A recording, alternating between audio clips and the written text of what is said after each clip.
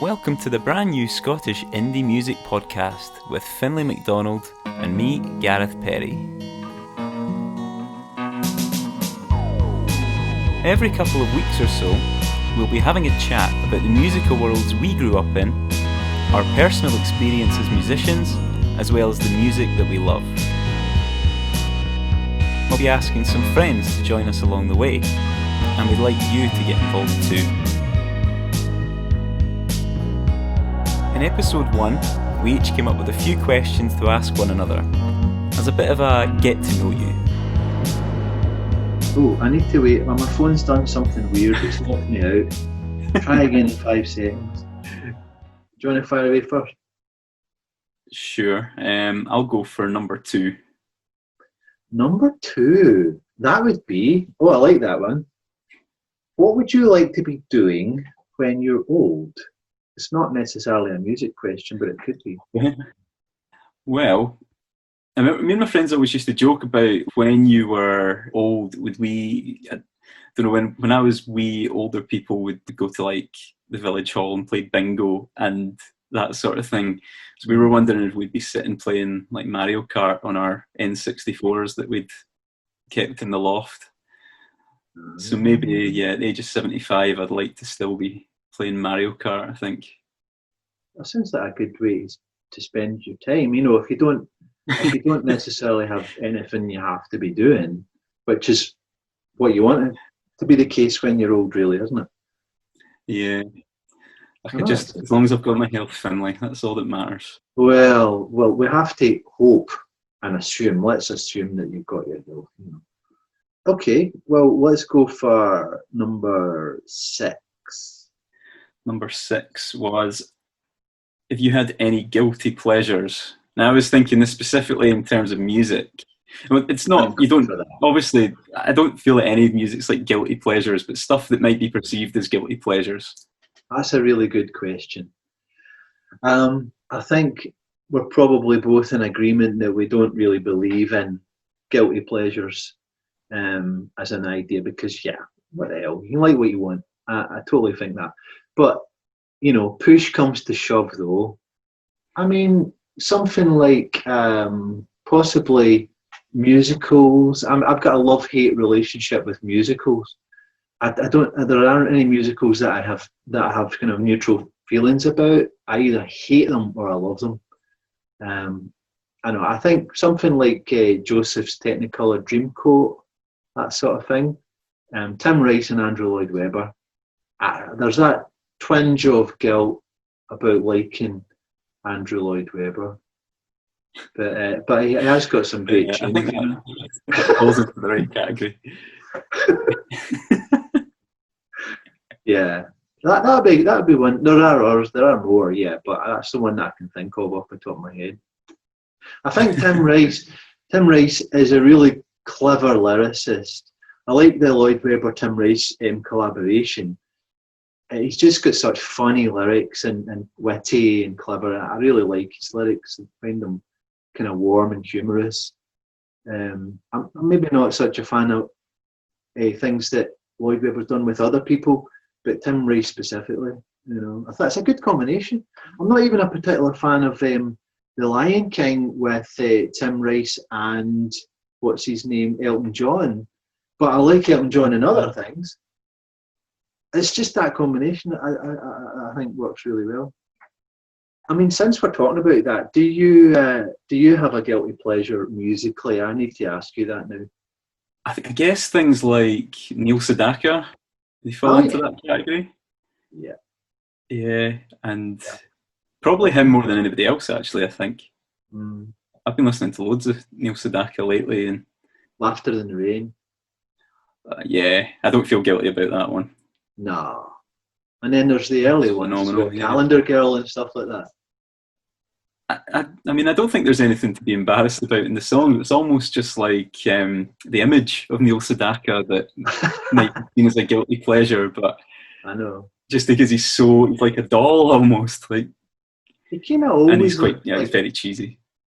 Yeah, he kind of always looked like somebody's dad, didn't he? Like, even when he was young. I spent the first 2 months of lockdown watching his daily concerts on his Facebook page. Oh, And he wow. was always, every day, he was like, "Hello, Neil Sedaka here Yeah. with another concert." Was he a total pro in these lockdown concerts? Yeah.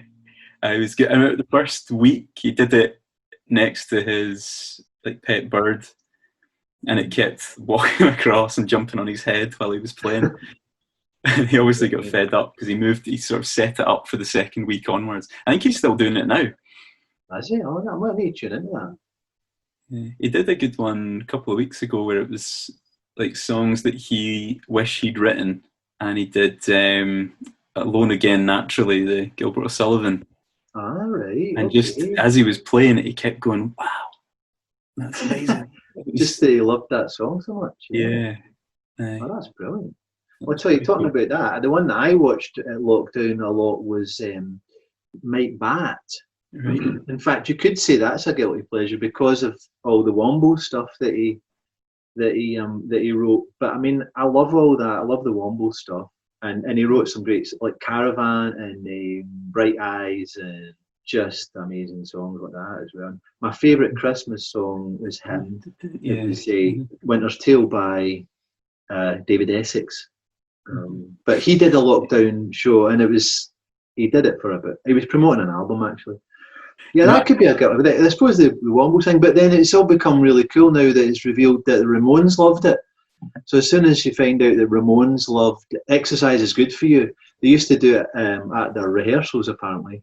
Suddenly the Wombles are totally, when you find that out. Maybe in another 5 or 10 years they'll be selling Wombles t-shirts in Primark and everyone will be wearing them. Definitely. In fact, somebody's going to watch that and get the idea. No question about it. You should. Oh, that's cool. I think probably if you keep thinking about it, I mean, even things like ABBA, when I was a teenager, would have been seen as guilty pleasures, and now everyone loves them again. Absolutely. Like I always loved them, but I might not have admitted it when I was 15. Oh yeah, definitely. I mean, I kind of admitted it, but not that much.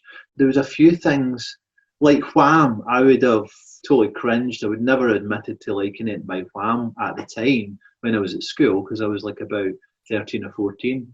But now I just think they're brilliant, you know. Aye, no, that's cool. We could probably talk about that for hours, couldn't we? That is a good one, you know. That is a good one. That's there's tons more mileage in that. I think we should come back to it. This week's guilty pleasure. Come up with a new one each time. I think so, definitely. Yeah, I think I have to give you the number now. I'll go for number 5. Okay. What is your favourite musical project that you are involved in and why? There's a band, I say a band, it's 2 people that have been recording with me and my old friend Adam Ross, and we're called the Polychromes. I can't even remember when it was, but it was during lockdown at some point. I think we maybe both had in the back of our mind that we might do something sometime, and this seemed a pretty good opportunity. So I think I'd messaged Adam, it must have been around May or June, and just said, "Do you fancy just doing some back and forths?" Because when I first met Adam at university, Adam's in Randolph-Sleek, by the way, when we first met at university, it's kind of like how we did it, because it was just the 2 of us. We thought, you can play drums, so you play drums. None of us were really that great at guitar at the time, so we kind of, if one of us could do it, then we would do it. So it just became a bit of a back and forth, and it started off quite experimental with panning drums in weird ways and trying to make each other laugh, and then eventually thought we better kind of mold them into songs. The theme of it was digital technology, some of the terminology that you hear. Did you say the name of the band? I did. I'll say it again though. It's the Polychromes. Yeah, because that just wanted to kind of get that in there. Thanks. I'll put that on the screen like in big capital letters. Yeah, definitely. Yeah. And subliminally, put a link to the Bandcamp as well while you're at it. There's going to be a lot of subliminal sort of messages throughout this video. Yeah. Yeah. So, and then I think we'd given each other titles for the songs for the other person to write lyrics. I think the first three had this theme of technology, so we thought we'd kind of go with it. It's been really enjoyable, just even maybe recapturing some of that naivety that we had back when we first started, because we're obviously a lot better at guitar and just being able to record as well, and just how to put a song together, really. Yeah, that was good fun. I loved doing that. It was really good. Well, yeah, I mean, I absolutely, from what I've heard, I absolutely love. It's brilliant, and it's some of the strongest stuff that you and Adam have done, I think, absolutely. And it's great that you get that feeling that it came about as a sort of fun project, and I love the whole sort of the way you've made it about technology as the concept that it's kind of hanging around. There's one that you're doing a kind of robotic voice, a bit like Kraftwerk. It's really good. It's kind of humorous, but I don't know, it's not too humorous, and it's great songs, great, well arranged. Love it. Thank you very much. Everybody's got to check out the polychromes, right? Part of this podcast is we're going to probably talk about our own music, because that's what we know, isn't it? So why the hell not? Thanks for repeating the name of the band 3 times, Finlay. I forgot to do it, so I appreciate it. Yeah, absolutely. Well, one thing I didn't enjoy was trying to keep the saxophone in tune. Oh, really? Have you played saxophone long? No, just this year. Again, in my naivety, I thought I'd be able 6 months and I'd have it mastered. It didn't quite work like that, because you have to rely on like the way your mouth shape and everything to tune it. I just thought it was a case like sort of like a recorder, where it's a little bit easier to keep the tuning. All right, so you have to develop muscles to get the right sound and things like that, yeah? It's That's like mouth shape, so the deeper notes you sort of have to drop your jaw, I guess, a little bit. Right. I've still not got it mastered, though. It's like my high G is particularly troublesome. Well, that kind of naivety is part of the charm, isn't it? I mean, I like that. I like the sound of people playing instruments that have not fully mastered them, There's another kind of energy that comes through, I think it's that sort of stuff, you can overthink it as well, like trying to get things sounding perfect. Yeah. We've got a ramshackle. Slightly out of tune things sound good on records, I mean, I love, except Bob Dylan, Blonde on Blonde, there's hardly a note on it that's in tune, really. And then it just sounds great, Am I allowed to throw that back at you then? Why not? Yeah. Well, I mean, I've got a few bands to choose from, really. I've got Workspace, and I've got Lindsay Moss, and that's really it. I'm not in any other bands right now. And I'd have to say it was Workspace, because that's my kind of new thing, and it started in lockdown as well, and it's much more electronic than I've ever done before, and that's just a lot of fun, and I'm quite enjoying just that sort of feeling of being kind of playing God sort of thing. You can just arrange it all the way you want it, and I'm loving doing that. It's good fun. It's quite self-indulgent in some ways, because it's not collaborative particularly. I have got Alistair's played bass for me. There's a little bit of collaboration there, but as some of them I'm now playing bass as well myself. I'm enjoying that. I'm enjoying that because it's just been able to that sort of lockdown thing has thrown up a lot of interesting things. People are doing things that they would having to find ways of making music, aren't they? So that's an example of it. It sounds like the same thing happened with the polychromes. No, the Workspace stuff sounds amazing. It's like so clean. I like the way that your vocal as well is quite understated. Mm-hmm. I don't know. I don't mean that in a bad way. I think it sounds great. It just sort of sits in with everything else.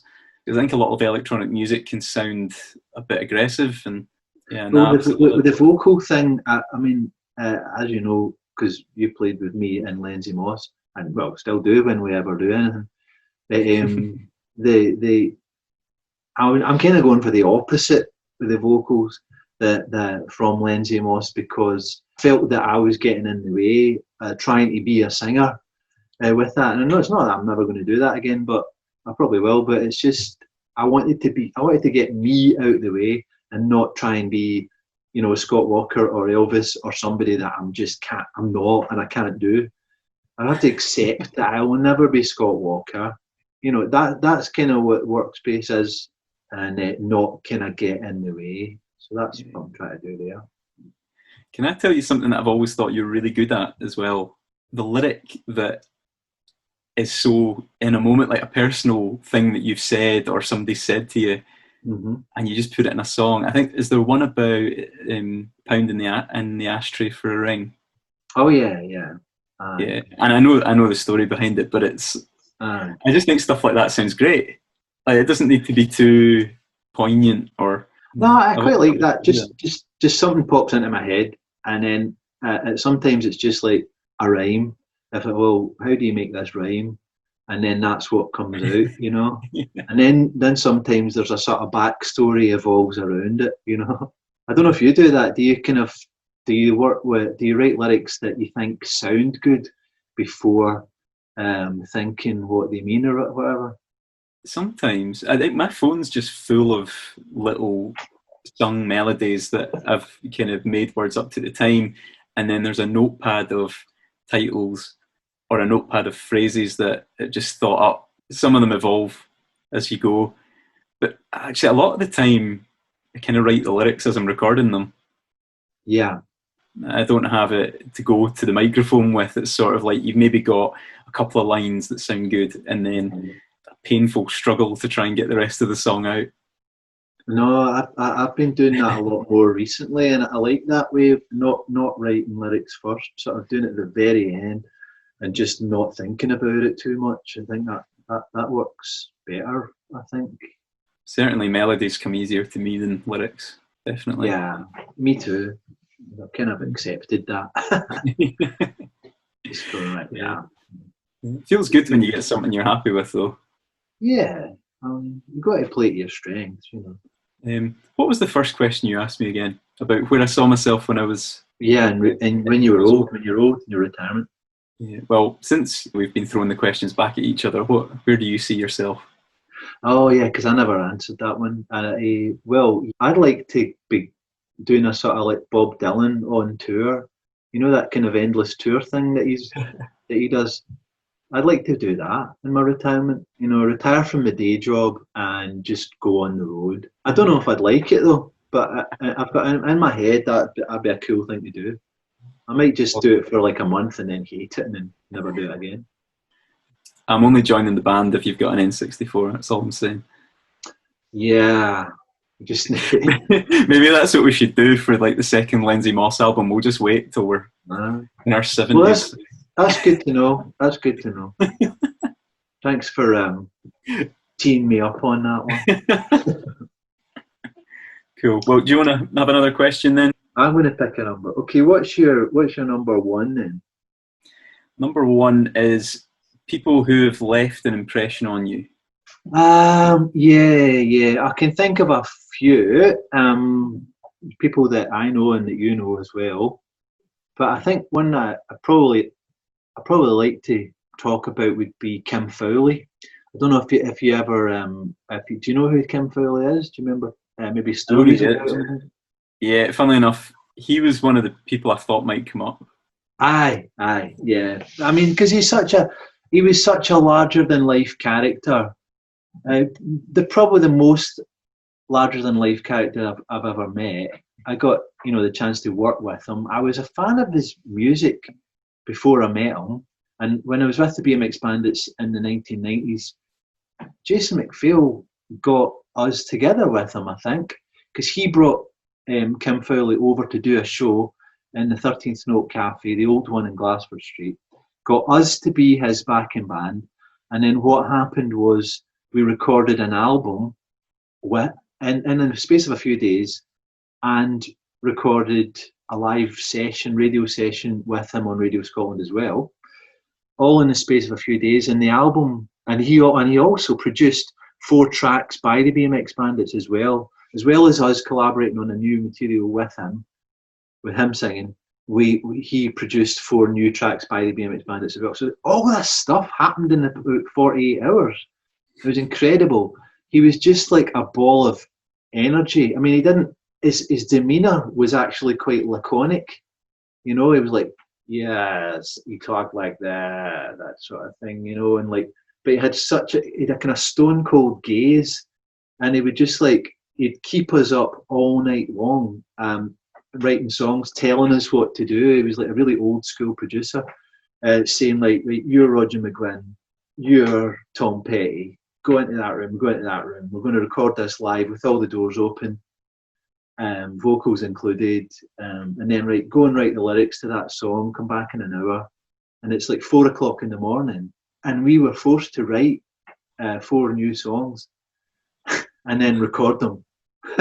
It was crazy, but he was just like an absolute force of nature. If you've ever seen it, and a real character and funny, and he's got a kind of warmth to him as well, that he's almost kind of childlike underneath that kind of really dictatorial demeanour. If you watch the film The Runaways, there's an actor in there who portrays Kim Fowley, and it's all about his relationship with the Runaways and Joan Jett. It's crazy. The actor that plays Kim Fowley is so like what the real guy is like. So if you want to get an idea of what I'm talking about, watch the film The Runaways. He actually executive produced it along with Joan Jett, so he had a lot of say, and he was kind of probably on the set quite a lot. So the actor probably felt, that energy and was able to kind of put it back onto the camera. I think Kim Fowley, yeah, that's got to be in a short space of time. And I would also say Douglas is a huge influence, but I've known him for a long time. So for somebody that I only met for a 48 hours, it'd have to be Kim Fowley, And his music's incredible. I mean, the stuff he's been involved in, like Not Rocker, I'll just play it for you.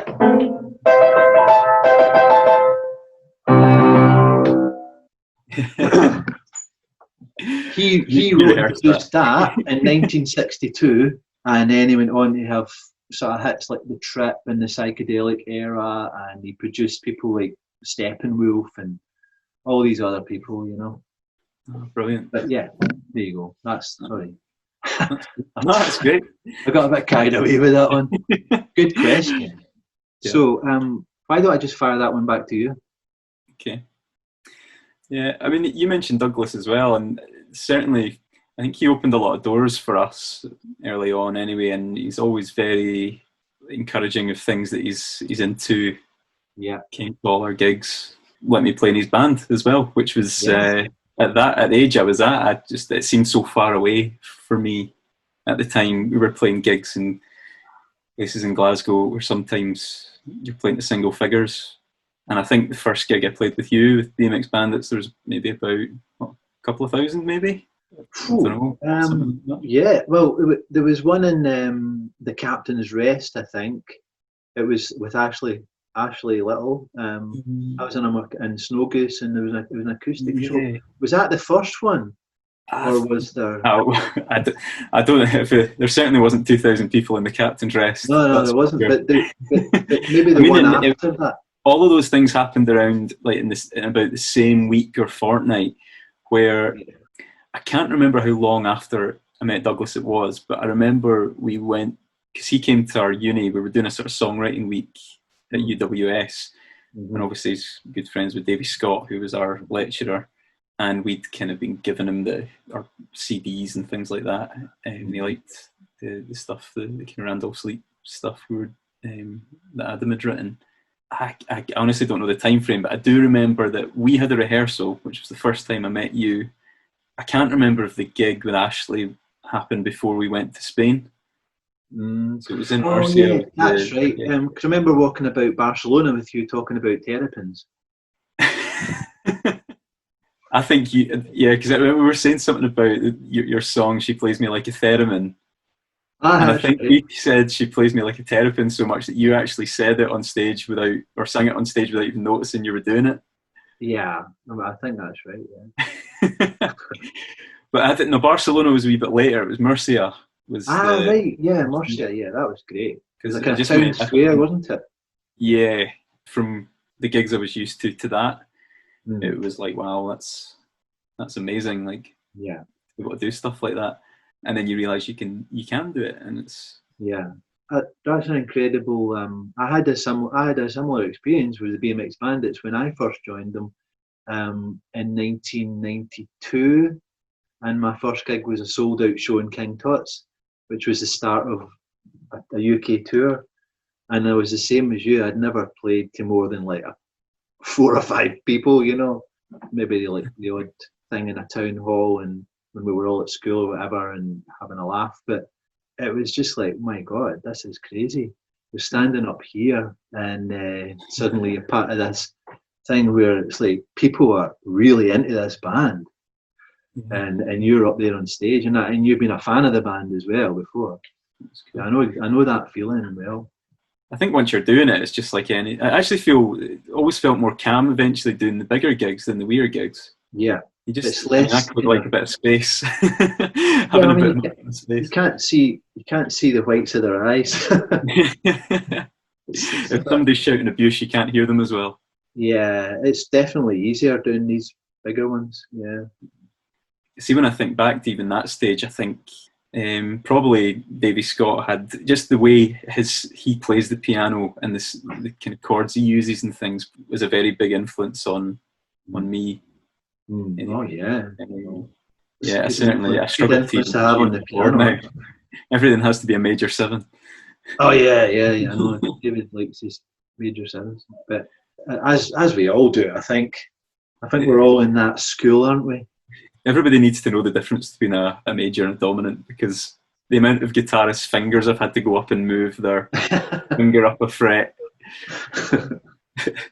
Oh yeah, that's like one of my goals in life as a music tutor is to make sure every beginner pianist knows what that is. Oh yeah, absolutely. Cool.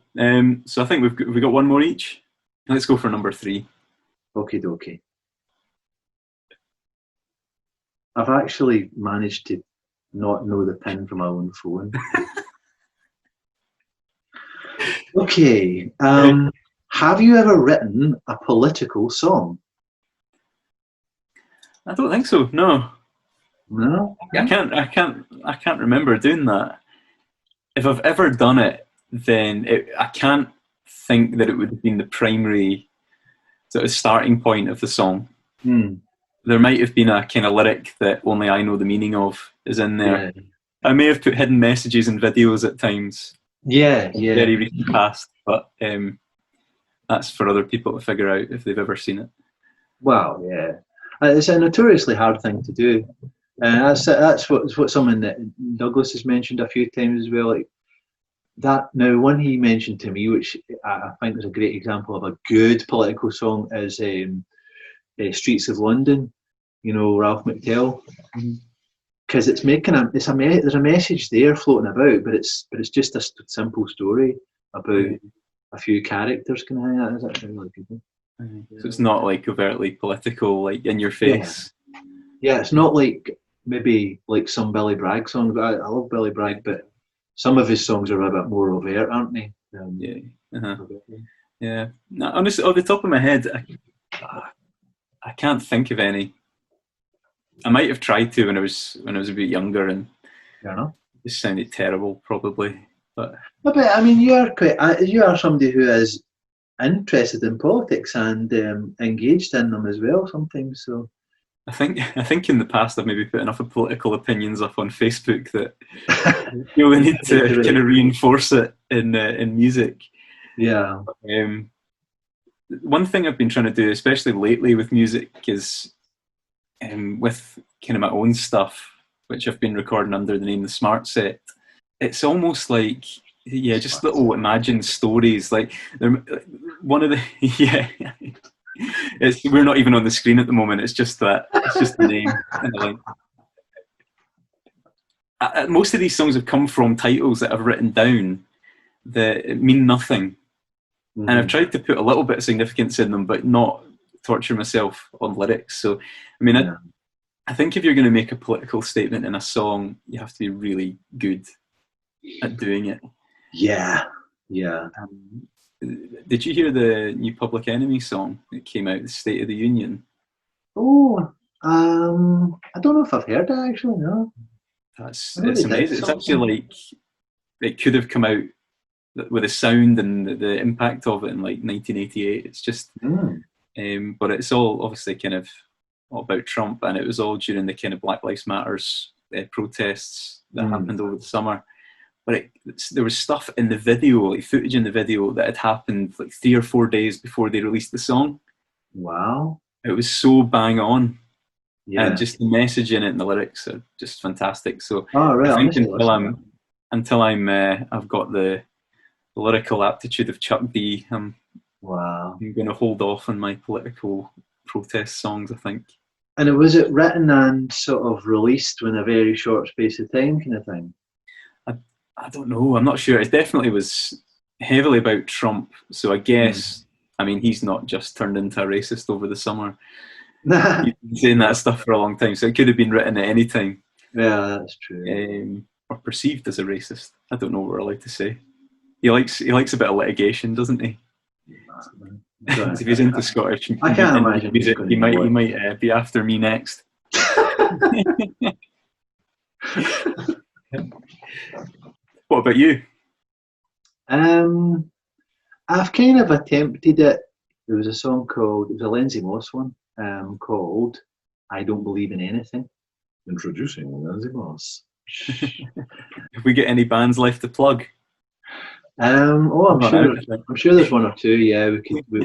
We'll get there. We'll get them in. I kind of that was an attempt. It was a conscious attempt to write something, but the only way I actually felt it was going to work was by writing about a character. So I put the protagonist who's singing the song. I imagined a character, and it was kind of like set in the London riots, which had happened 2011, so it was about that time. And I tried to kind of write something from somebody's point of view who has maybe decided they wanted to throw a brick. And yeah, that was my only time I attempted it. I thought it was all right actually, but I've never tried again because, that is really hard.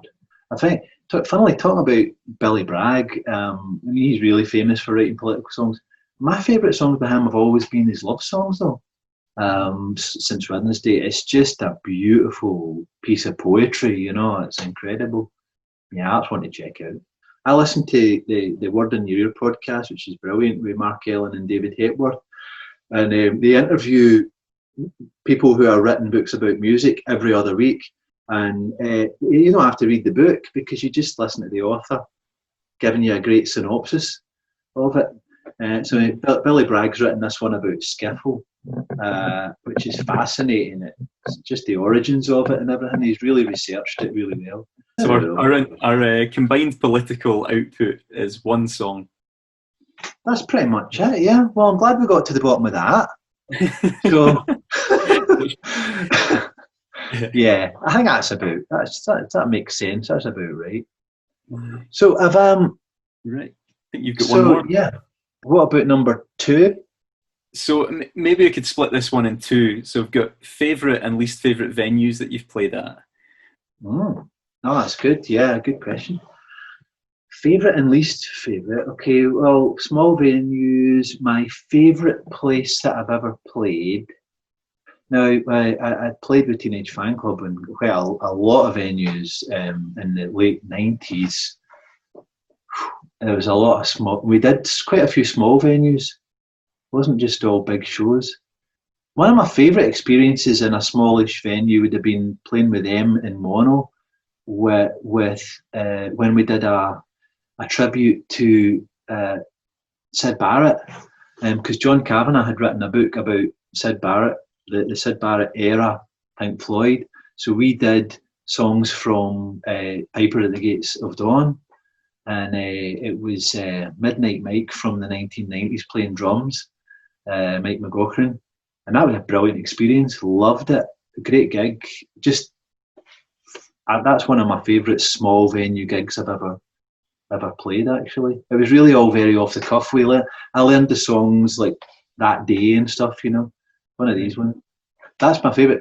Least favourite? Oh, It's probably got to be something like Lindsay Moss when I'm being really nervous because I don't know the words to the songs. And that, you know, that terrifying, that fear. I don't know if you've ever had that, where it's like you just like, oh God, I've got to go up in front of people and sing these songs. I can't even remember the words. I can barely remember the chords. Shitting myself. Maybe one of the Captain's Rest ones like that, probably. Yeah. I'll tell you, you weren't shitting yourself as much as me and Paul, who hadn't even heard the songs before. Oh, have we done that? Yeah. I think there was one gig where we just looked at each other and were like, do we know this song? Would that been the old hairdressers maybe? In my mind, it was at a venue. I can't even remember the name of it, but it was like one of these sort of vegan restaurant turn venues that was there for not too long. I think it might have been after the premiere of the Serious Drugs film. Oh, Was that it? Was it not Heavenly? Was it? Was it Heavenly? Heavenly. Oh, Or is that somewhere else? That rings a bell. Hmm. So I might have Anyway, that was in it. Was that one of these ones where basically we did songs that you didn't know, kind of thing? I think so. I think there was one surprised us with, but Aye. But what about that? Yeah, for me, it's got to be, if it's a bad experience, it's usually down to nerves, and that's a horrible feeling. Horrible feeling. I hate it. You know. Aye. What about yourself? Can I, just before I go into it, can I ask you, do you still get that feeling of nerves now? Yeah, I do, but as long as I'm well rehearsed, I'm all right. You know, I can just write it out, no problem. But if I haven't prepared well enough, that's terrible. You know, it's really, really bad. I was just thinking as you were saying that I realised one day that I've sort of lost that. Like when you first start playing gigs, your stomach's like you're so nervous, and then you sort of get used to it, and it's just really exciting. Then I remember just playing gigs where I even felt slightly underprepared, but I was just really calm because maybe it was the kind of the band I played with most of the time. Anything could happen at any point anyway, so it didn't really matter if you played a few duff notes or something. Was it kind of like during a period where you've been playing a lot of gigs? Even recently, if I'm doing the odd gig here and there, I still don't really get it unless the focus is on me. There's a thing there where it's got the potential to go wrong, but it's actually more fun as a result of it. You get a better buzz off it. I know that can be great when you get up there and then like anything can happen and that can turn out really great. I did a solo gig a couple of years ago where I just decided I wasn't even going to rehearse the songs just so that there was the potential for it all to go horribly wrong, just to give me that little bit of excitement. Yeah. And just the fact it was a solo thing as well, which I'm not really done. I've hardly done any of them anyway, so there was that aspect. So. And did it work? Yeah, I think so. Right. Yeah. What gig was that?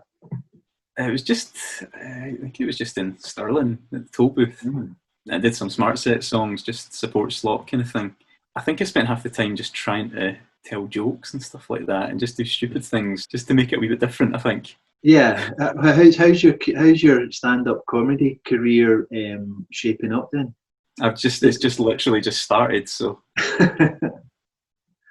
Well, yeah, because like the last gig I think that I did as Lindsay Moss was when it was that solo thing. It was the 7-song club that Warren McIntyre puts on, and I did a Ken Dodd joke and during my set. I think one person got it, and and that one person didn't like it. It was basically, I'll do the joke right. Ken Dodd comes on stage and he does all his usual sort of introductory stuff, and he goes like, "How are you all tonight? Would you like a wine?" And then the audience say, "Yes." And then he goes, "Is that all right for you?" He's a lot better at doing it than I was. Yeah, brilliant. Well, if only I'd been there. I love that, but I'm crap at doing it, you know. I'm not going to give up. Maybe we could do a double act and that'll be us. Maybe that'll be my retirement plan. We could do it. That could be our retirement plan with the Super Mario game as well. Do a Limmy type thing where you're gaming on Twitch and doing comedy at the same time. Yeah. Right, I'll try and answer the question then.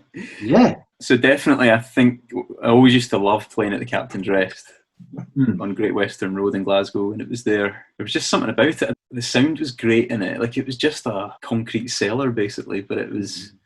It was a great sound on stage as well. It was good to play, wasn't it? Yeah, I really loved it there. It was really cool, and even the wee back room as well. Like, Yeah, it was that so dingy, dressing room. Yeah, all of the wee barrels like were just lining the side of the room. It was so dodgy, wasn't it? Like you had to walk through some crazy, like, really dangerous looking little corridor to get to it. Yeah, but no, that was really great. It was really good in there. In terms of worst experiences, actually, one of our worst gigs was in there. Actually, it was nothing to do with the venue, but I think that was the moment we realised, actually, we can't just get away with it and just do what we did at the last gig. You actually have to rehearse. And I think we had a moment of realisation on stage where we realised that it wasn't going well and we couldn't do anything about it, and vowed always to rehearse before gigs. Yeah, that's the thing, isn't it? That's when it goes wrong, isn't it? Really, it's when it's out of your control as well. Like, so you can mess up and it's fine because you can laugh it off and then sort of get it back on track again. But when it's just there's no vibe there at all, it's horrible. Yeah. It's a weird one when you're the support act as well. That can be quite strange. Nobody's there to see you, yet there is an audience there. That's a kind of weird one, isn't it? I've not done it that often, but when I have, it's like it's always that kind of forget that it's like that's just really quite strange. You know?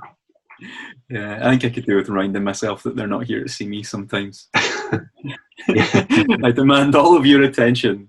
Yeah. Well, that's it. You've got to go up and do that and try and win them over. That's the fun part of it. I quite like doing that. You find yourself working harder. I've just thought of something else that's a sort of follow on from that last question, if that's allowed, which is things that have gone wrong on stage. I don't know. That have just something's happened and it's when it's gone a bit pear-shaped. Yeah, I just thought of one that was. I think it was at Stereo one time. I used to play this little Casio keyboard, and I was quite fond of a little glissando up the keyboard just to get into the chord or whatever. Oh yeah, who doesn't love a glissando? Exactly. In and out of any part you're playing. Yeah. I didn't tape it down, so it was hanging quite precariously anyway. And then I did a very exuberant glissando that knocked it clean off the stand. But it was dangling by all the cables. But at the same time as doing that glissando and it falling, I'd accidentally hit the drum button on. All right. You know how they're all got these little drum machines. So like this crazy stuff. Well, come on. It was set at the fastest setting as well. All so right. It was like full blast over the PA. I sort of just, everybody else got on with it. They just kept going, and there was just this random drum beat in the background. Could you hear it amongst the music? Is it really painfully obvious that that's what was happening? It was booming at 200 beats per minute. Oh wow! And that's they just kept going, and nobody found it as funny as I did. Sounds got it like back comedy up, gold. Realised the drum machine was on, switched it off, and just got on with the song, and it was never mentioned again until now. Oh. No, that's you're working with professionals. That's what happened. You know? That sounds like you couldn't have planned that better for a kind of a slapstick comedy moment. You know, like a Frank Spencer type thing. So some gaffer tape was bought, and the drum machine was put at the slowest setting every gig thereafter. What about you? Anything like that? No, I couldn't possibly match that. I can't think of anything. Major disasters, calamities like that.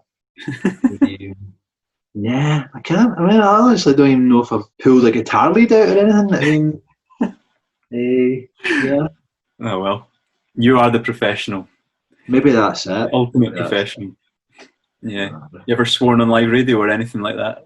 Oh, I have. Yeah, yeah. I said shit on Radio 1, and it was at tea time, and it was BMX Bandits. and I'd fluffed the intro, and I went shit. And there's not a lot you can do after that, is there? It's done. Yeah, live radio, broadcasting to the nation. All those little children's minds that you corrupted that day by saying shit on Radio 1. I know, exactly. Yeah. Well, it's been really nice to meet you, Finlay. Yeah, I know. It's been great to meet you, Gareth. I've really enjoyed that. It's fascinating hearing all your stories. I had no idea. Yeah, clearly, I've never met you before. I know. It feels like I've known you for about 10 years. I know. It does, doesn't it? Yeah. Well, yes, indeed. I've enjoyed it very much. Shall we do it again in a couple of weeks' time? Let's do it. Well. How do we do this? Bye, everyone. Goodbye from him and goodbye from me. I'm going to stop recording here.